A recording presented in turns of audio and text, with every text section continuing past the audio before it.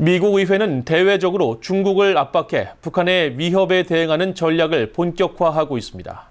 초당적인 지지를 기반으로 대북 제재 강화와 북중 협력 차단을 목표로 한 법안들이 지난 회기에서 잇따라 발의됐었는데 새로 시작하는 119대 회기에서도 이런 흐름은 계속될 것으로 보입니다.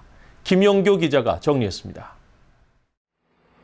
미국 의회에서 여야가 합의해 통과시킨 2025 회계연도 국방수권법에는 미한 동맹 강화 필요성을 중국과의 전략적 경쟁과 연계하는 내용으로 명시됐습니다.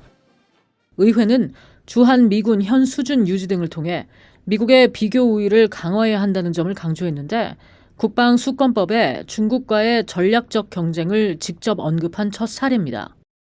미국 의회는 이전 회기부터 중국을 추격하는 위협으로 규정하고 이를 최우선 국가 안보 과제로 삼아 대북제재 이행 압박을 강화해왔습니다.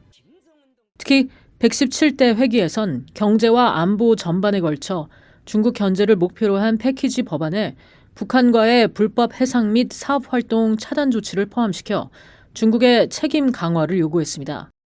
이 같은 초당적 중국 견제 기조는 새 회기에서도 이어져 북한 문제와 관련한 중국 압박 법안들이 발의될 것으로 보입니다.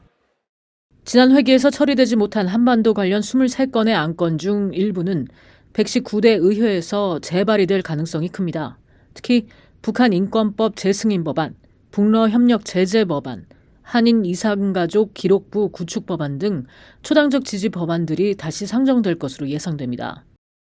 민주당 브래드 셔먼 하원 의원이 한국전 종전선언 조치를 촉구한 한반도 평화 법안도 새 회기에도 발의될 가능성이 있지만 공화당과 민주당 주류의 관심도가 낮아 의결 가능성은 매우 낮습니다.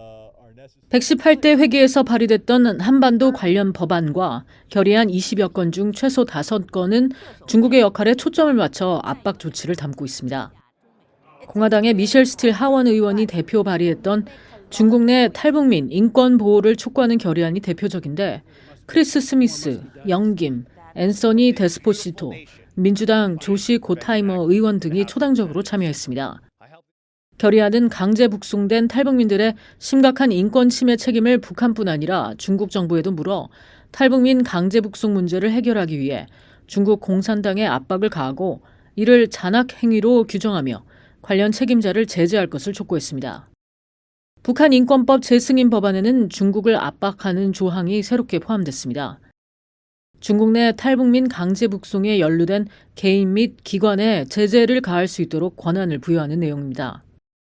북한 인권법 재승인 법안은 지난 회기 이례적으로 처리되지 못했지만 초당적 지지를 바탕으로 공화당 영김 하원 의원 등이 새 회기에 다시 추진할 전망입니다. 북한의 불법 해상 활동을 다룬 하원의 법안 역시 중국을 구체적으로 거론하면서 중국 단둥 등 한국에서 벌어지는 북한의 불법 해상 활동에 대한 보고서를 작성해 의회에 제출할 것을 행정부에 요구했습니다. VOA 뉴스 김현경입니다.